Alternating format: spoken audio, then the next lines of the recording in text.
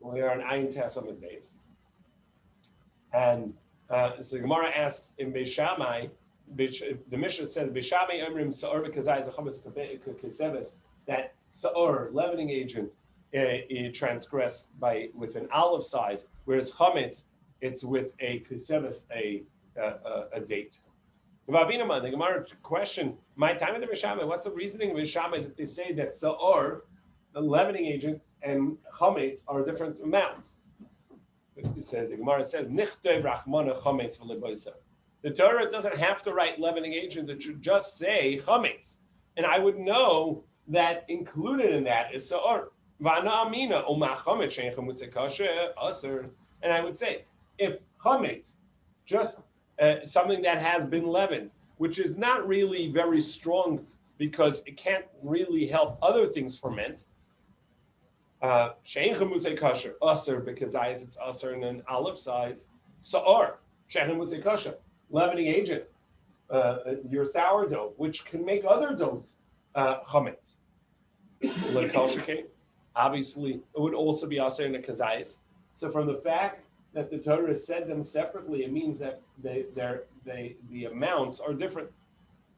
Midapalgenu, Rachmana, since the Torah separated, limda lecha shiurei shalzeh lekeshiurei shalzeh. It taught you that the amount of chametz required in order to transgress and the amount of sa'or required in order to transgress are going to be different.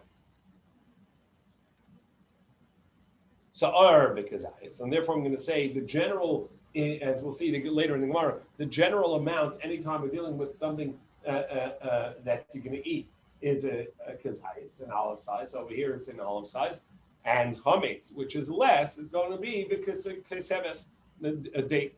The chametz are keseves.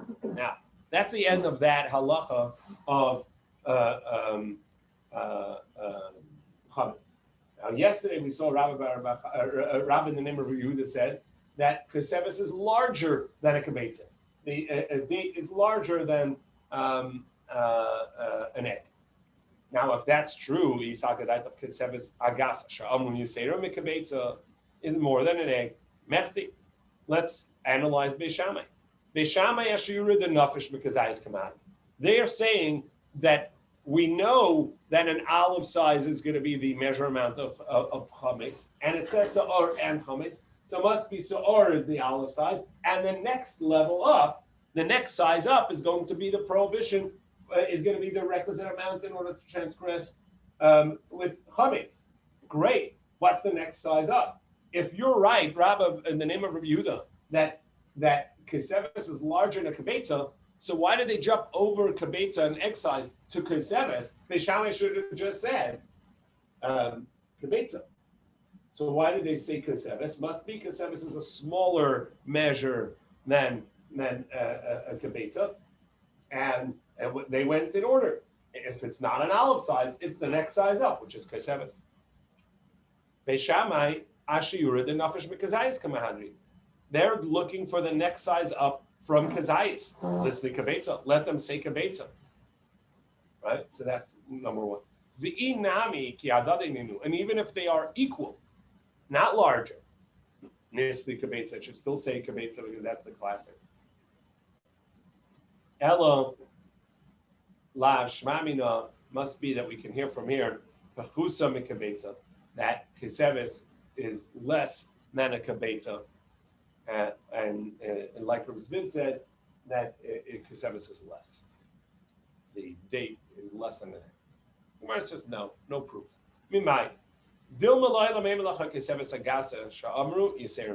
Perhaps there's a distinction between a plump date, keseves hagasa, that's larger than an egg. Hastama, hastama kibetza. But a regular date is maybe the same as an egg. The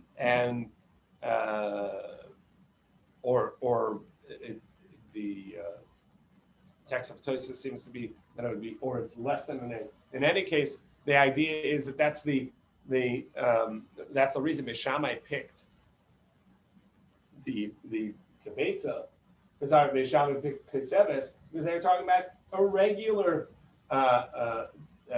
date, not a plump date, not Kesevas Hagasa.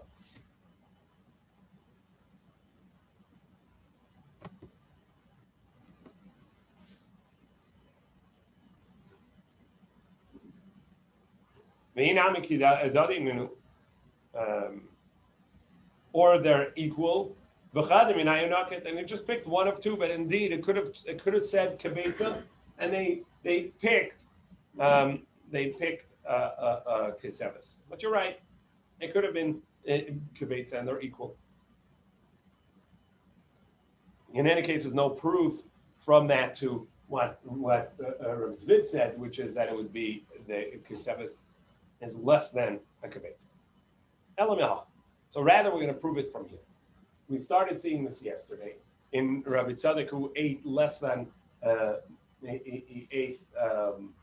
less than a kibetza and wouldn't bench. So how much is required for benching? What is the amount of eating that is required for benching? Ad kama mezamni. Until how much do you have to eat that you would join in a zimun in three people having eaten together and making a zimun. So ad kazai zeb Rabbi Meir. Rabbi Meir says you eat an olive size, you're obligated. Rabbi Yehuda Meir ad kabetza. Rabbi Yehuda says no, you're required to have a kabetza. But my can be pali. And what's the basis of the machlokes? Meir savar va'achalta zachila v'savata z'shtia. Rabbi Meir holds if you eat it, and you will eat, you will be satiated, and you will bench Hashem. That's what the pasuk says. Va'achalta, you will eat. That's eating. The savata zushtia, and drinking is included in savata being satiated because you eat, you need some liquids, and then you're full. How much eating? An olive size. And if you eat an olive size, that is the amount you would have in order to be obligated in benching and join in a zimun. Rabbi Yehuda says no. The achalta v'savata means you will eat a meal that fills you. Sheyesh basviya, it has within it satiation. And what is a minimum amount that can satiate? Kabetza, an olive size, an egg size. Now the Gemara says, and if you tell me Keseves Agasa, the plump date, is larger than a kabetza. Now, if you remember yesterday, we said, what's the basis of a plump date? Why not an olive size? We said, well, the Torah doesn't say don't eat on Yom Kippur.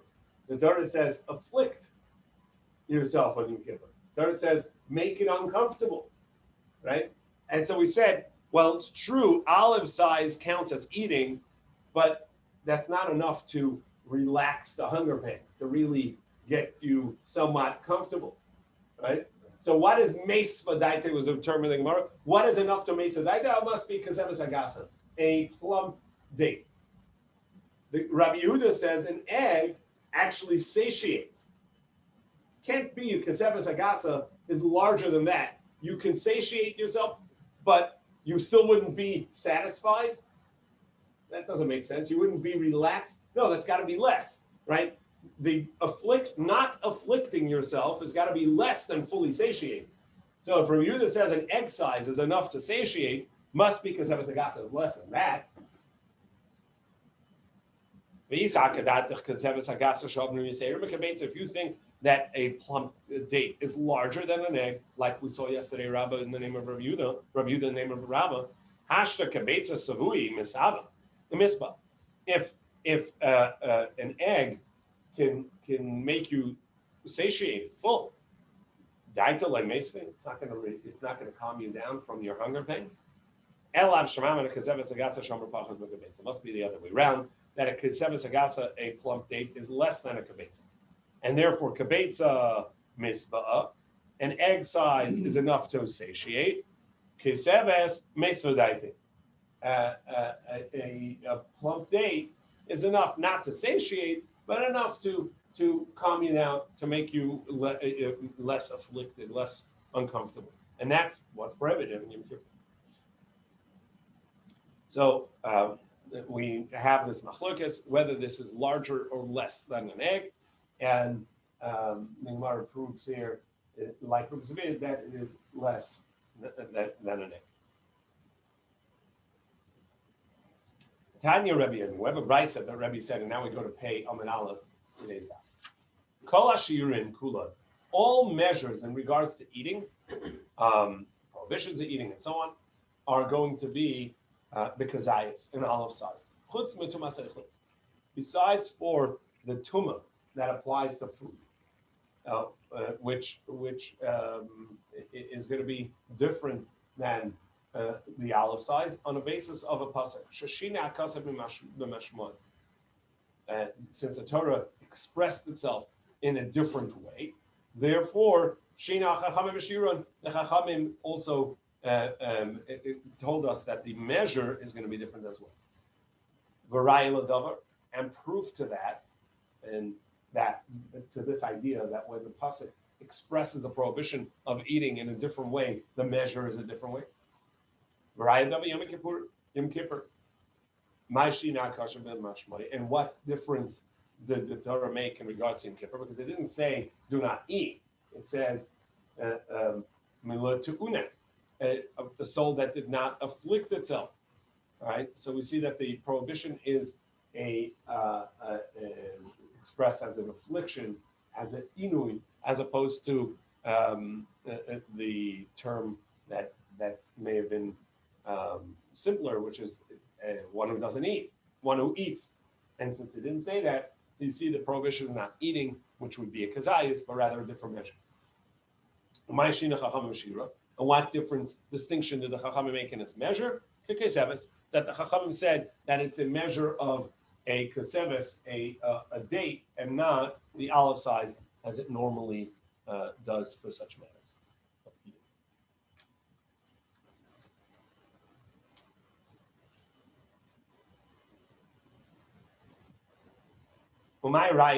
Now, why do you need a proof for this in Kippur? All right, it's just the same thing. It's like the Torah expressed itself differently, and therefore the measure is different. Because in regards to the Tumah, maybe that's just the manner in which the Torah speaks. Therefore, we needed to prove it from the fact of by Yom Kippur, the Torah expressed itself differently, and this year is different. Now, what is that basis? What is the basis of Tumas Seichel in the Tumah by food? That it is a different measure, that it's the size of an egg. Amar Rabbi Abo, Amar Rabbi Lazar, Rabbi said in the name of Rabbi Lazar, Amar Krat says in the pasuk. From all foods that shall be eaten. All foods that shall be eaten. Now, foods are eaten. What I have to say? It should say from all foods, right? But why did it say must be that we're talking about food that comes from other food. What is food that comes from other food? This is the chicken's egg, right? Yesterday, somebody asked, how do we know what type of bird? Maybe it's a quail. Here, the Gemara is going to talk about that, but specifically mentions the chicken's egg, and that's food that comes from other food, and therefore, since it says food that which shall be eaten, it means food that you eat from fruit, and that's a beitza. So the measure for Tumas Eichlin is a beitza. An egg. So the Gemara says, wait, who tells you it's a chicken's egg? Maybe it's just a goat. Every kid, not Gedi doesn't necessarily mean goat. It means any kid, a cub, the young, Beima Gedi. Maybe it just means a live animal coming from another animal. Every animal that's kosher is born of another animal, right? So maybe that's what it's talking about. It just means food that comes from food. A sheep, a lamb that comes from a sheep, a goat, a kid that comes from a goat. The aim of Gedi, says, no, that's not food yet. When it's born, it's not food. When it's born, it's an animal. So the Gemara says it still needs to have it still needs to be shechted. Okay, the ema ben pekua. A ben pekua does not require shechita. What's a ben pekua? A ben pekua is you shecht a mother animal, and in it you find a fetus that is that survived. So that is a live animal that does not require shechita minatura. The Rabbanan say because people are going to get confused, they're going to see you eating without shechita, so you have to shecht it. But minatura, it does not require shechita. This live animal is kosher as is, doesn't require shechita. The Gemara says, yeah, it's true. It does not require shechita, the proper shechting, because the mother shechita worked for it because it was in utero. However, it does require to be killed first. You can't eat it live, right? So the aim of ben pekua, in Korea, no, it does have to be killed, and you have to take out its blood. So that's not ready to be eaten. So it's not food that comes from other food. The aim of beitzas bar yuchni. All right, so maybe, and this was somebody's suggestion yesterday, maybe a ostrich egg, maybe this enormous egg of some enormous bird. Tafasta merubah tafasta. No, that's way too big. And whenever you look for a measure of something, you don't look for the largest possible measure. Tafasta mu tafasta. This is the general euphemism for. It literally means when you grab a lot, you can't grab. When you grab a little, you grab. This is people who are greedy, so they take too much. Right? Say there's a pile of free, whatever it may be. So you grab a lot, then you end up not being able to carry it. It falls, you drop it all, and you don't have it. But if you take a measured amount, then you actually can hold on to that which you have. So this is it's a metaphor for all types of things. If you try to go to the most extreme, or to take the most, you end up not having anything. So that's the idea is that a proper measured amount would be more appropriate than saying the largest egg possible. So I say, okay, so maybe it's the smallest egg. The ema beis of the tziporta, the zuter tuba. Maybe it's the egg of a bird, a small bird, a tzipora is one of the smaller birds. Quail would be included in that size. The zuter tuba, that's much smaller. So Rabbi Bo said in his name, Mikala echel asher yachid. It says of all food which shall be eaten. It means something that you eat at once, meaning the maximum amount that a person can eat in a single swallow.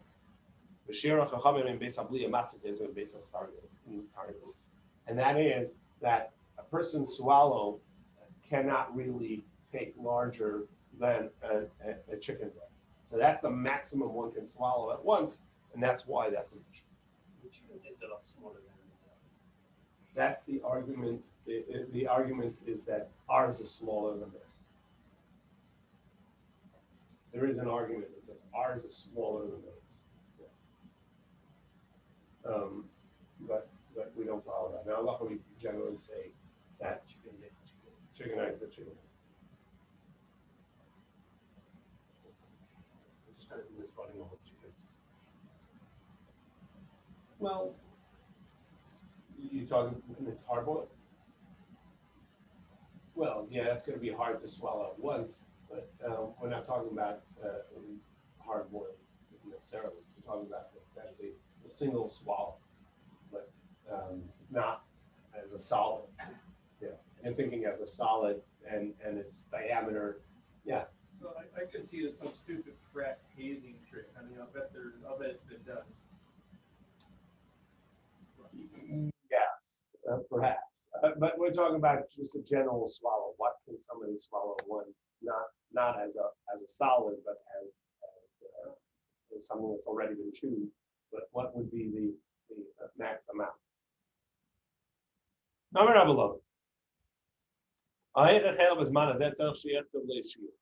Somebody who eats Taylor inadvertently eats the forbidden fats nowadays, he has to write down how much he ate.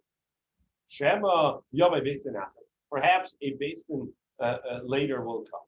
But Yarbe Bishurah and will increase the measure. So my Yarbe Bishurah, what does this mean? Increase the measure. Do you mean to say that the amount that the requisite amount to have been eaten and then be obligated in a sin offering and a chatas for eating chelav inadvertently is going to be smaller? And so write down the measure just in case you're obligated. I can't even learn. It says that which somebody transgressed, a sin offering comes from a transgression that someone transgressed inadvertently and did the sin. And it says over there in the pasuk,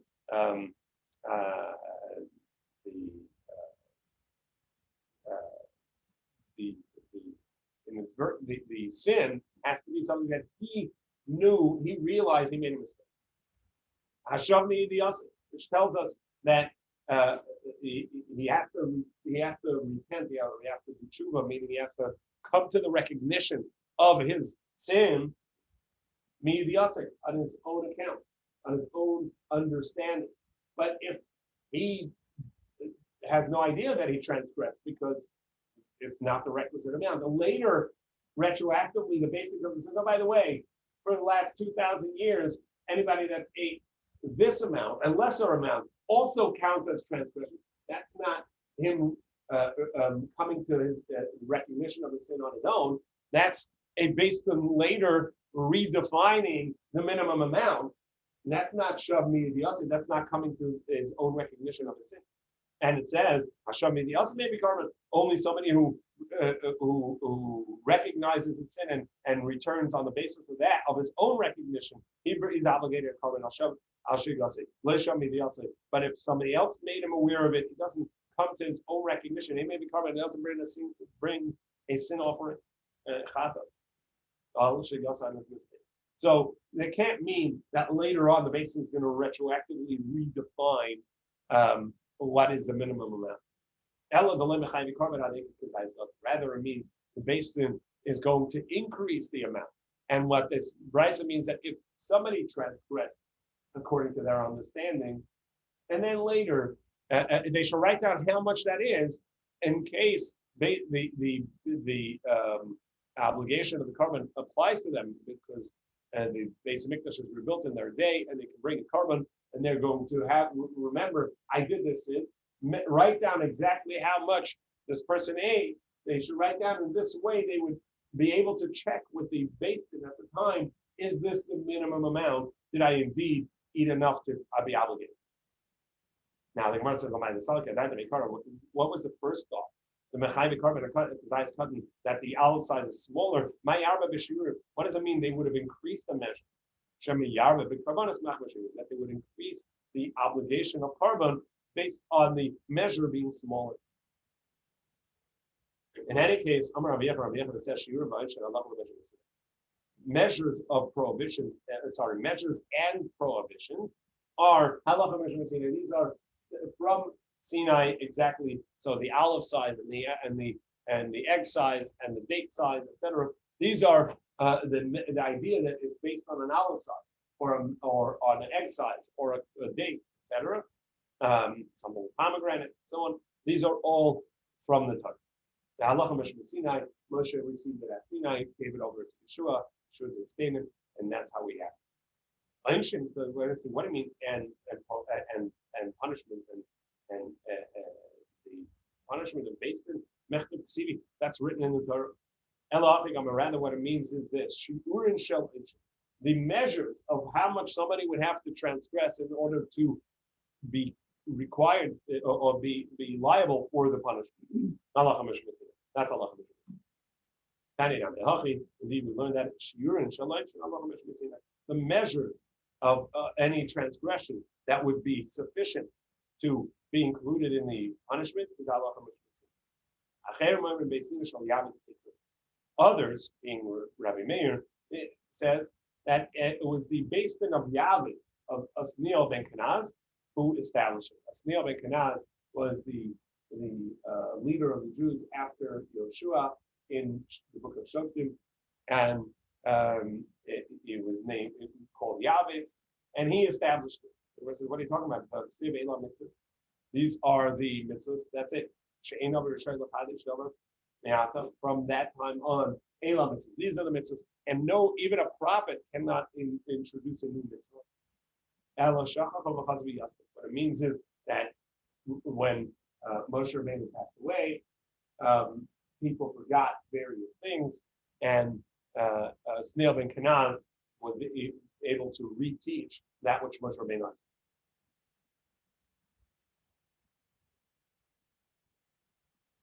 So, the conclusion of the Gemara, we have a measure of olive size in most eating things. For Tumas Eichlin, we have Kebetza, and in between those measures, we have Keseves Agasa, a plump date, which is less than a Kebetza, as we saw. It was a bit earlier in the Gemara, and it is larger than an olive. What about drinking? What measure is there for drinking? Amar Rabbi Yehuda Mashmuel Mashmuel. The measure is lemaloi lugma mamish, not a full mouthful. Ela koshikili sakeno tzadechad v'yirek v'yirah kimloi lugma. Or rather, you move all the liquid in your mouth to one cheek, a cheekful, which looks like you have a full swallow, a full gulp.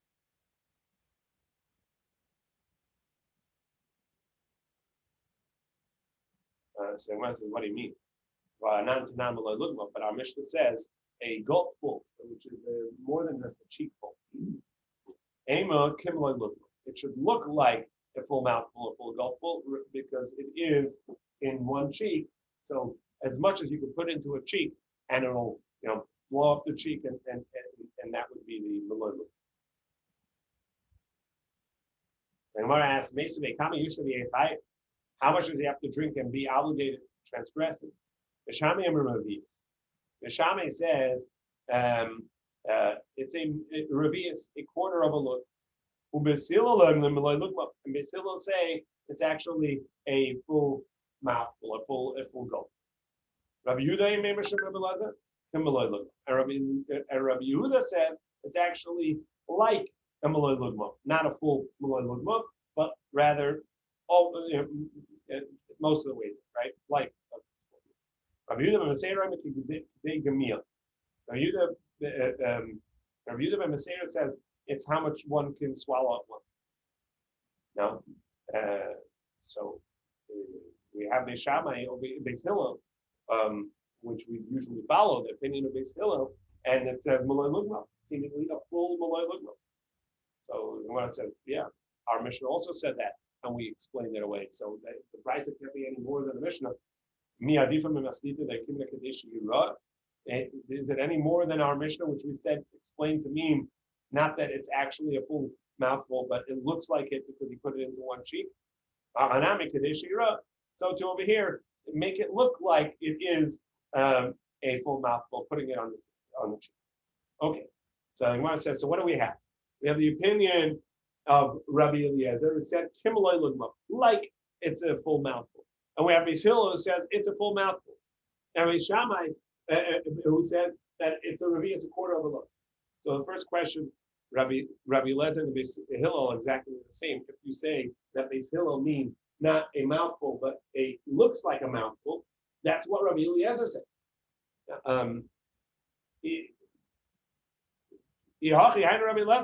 If that's what it means, that is the opinion of Rabbi Eliezer. What are you talking about?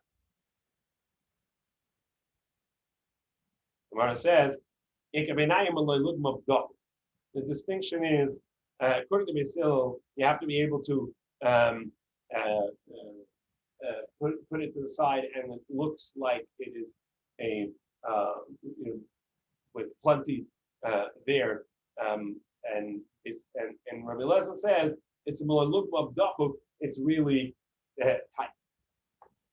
Okay, so the Gemara makes a distinction between how much it looks like it fits in there. Is it like really tight in there, or there's room? And Gemara says, Maskif love. Rabbi Shai,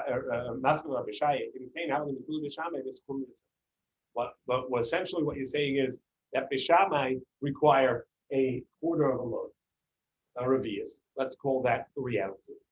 And Beis Hillel say you don't need a full mouthful, which would be more than that. It would be less than that. It's just a cheekful. Now the cheekful is less than a revius. It's less than 3 ounces. If that's the case, then Beis Shammai is going to be lenient. Beis Hillel say you transgress in Yom Kippur even on less than 3 ounces, and Beis Shammai say that you're only going to transgress Yom Kippur if you actually have 3 ounces of revius. So Beis Shammai being more lenient, that's very uncommon.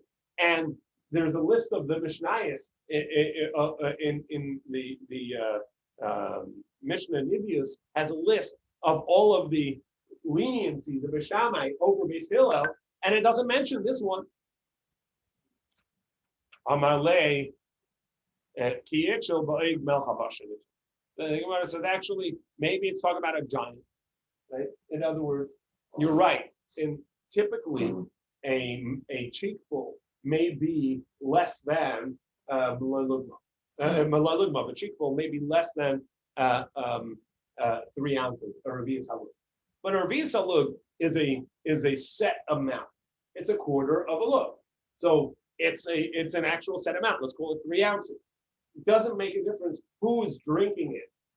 That's what it is. However, in regards to malay lugma, when we talk about a mouthful or a cheekful, it's going to depend.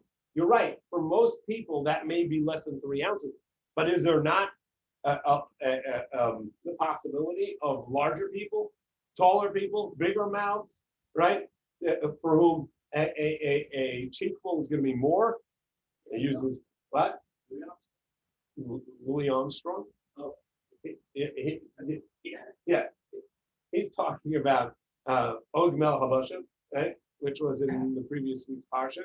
Og being this enormous person. So Og as a cheekful is going to be more than that, but it's that Rashi points out. It's just a mushal. It's just we picked the name of a large person. Louis Armstrong may be the right example, right? Someone who actually has a big cheekful. But the idea is that it's subjective, and therefore you can't say it's a leniency of Beis Shammai because it actually just depends on who we're talking about. We're talking about a little person, so then it's indeed going to be a cheekful is going to be less. If we're talking about a really big person, then the cheekful is going to be more. The Hamalei Beis Shammai form, and then Beis Shammai is the strict one. Maskif lo Rav Zera had a different question. Well, then why would be the distinction? Why would it be that in regards to eating, everybody has a set measure amount, and a date, right? Regardless of whether the person is a large person or a small person, that's enough to calm their hunger by eating a date. Whereas in drinking, it's not. You're not going to quench your thirst with 3 ounces. It's going to depend on the person. One mouthful. So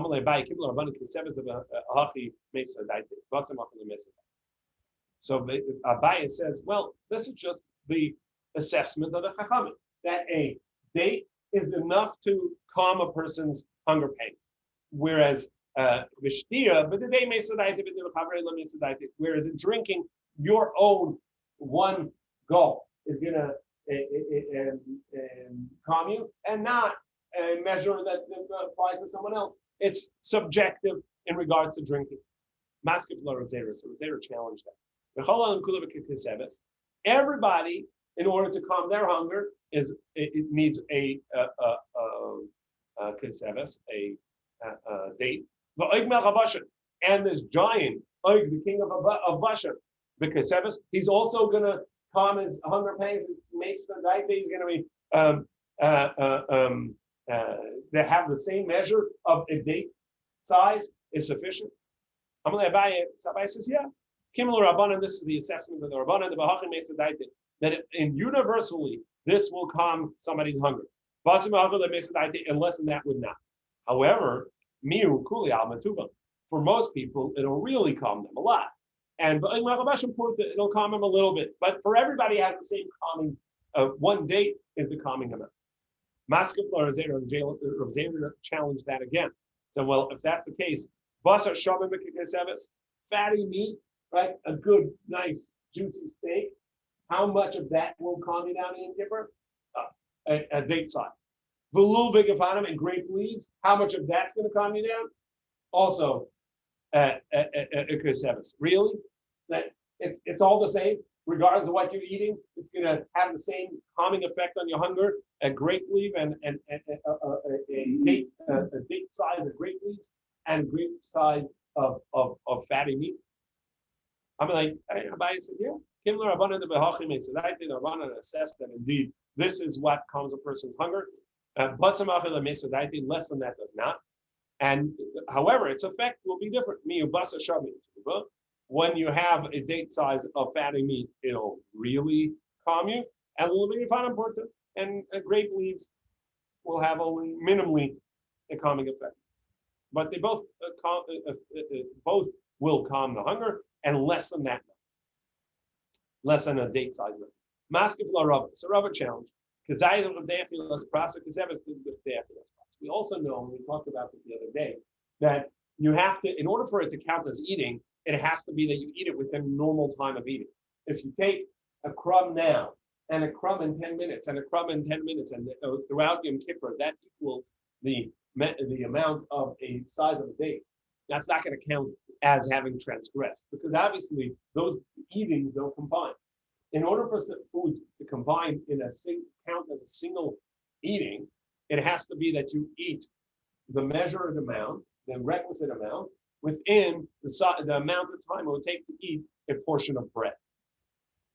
Called a pras. Achilas pras. So let's call it 5 minutes.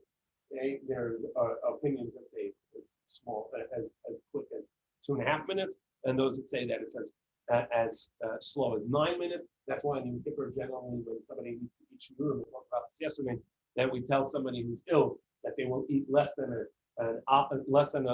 kesevis, less than a date size, and they will eat this measure every not more than 9 minutes apart. This way, they don't combine.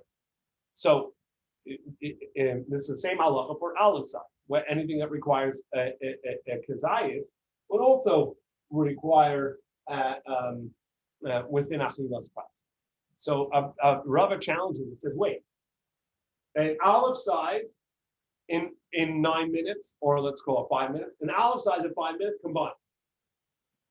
So by that measure, it should take more time to eat your date, which is larger, and they're all the same. Abai says, yes, if it takes you these 5 minutes to eat the date, that has a calming effect. If it takes any longer than that, it does not have the calming effect. For Yom Kippur's purposes, we usually say 9 minutes. Maskef la Rav. Rav challenged further.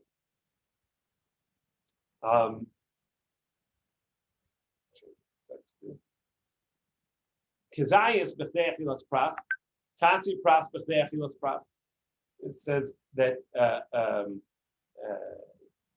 the measure of a kezayis is for eating within these 9 minutes, and a half of that also is going to be in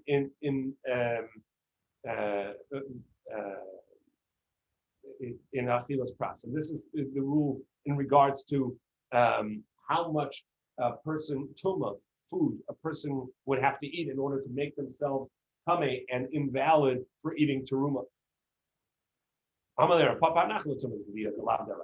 So now, don't bring me proof from a person's body becoming tamei from eating tamei food, because that actually is not a Torah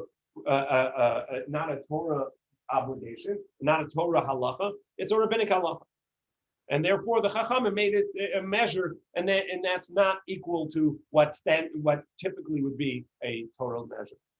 And where it says, is that really what Rav Papa said?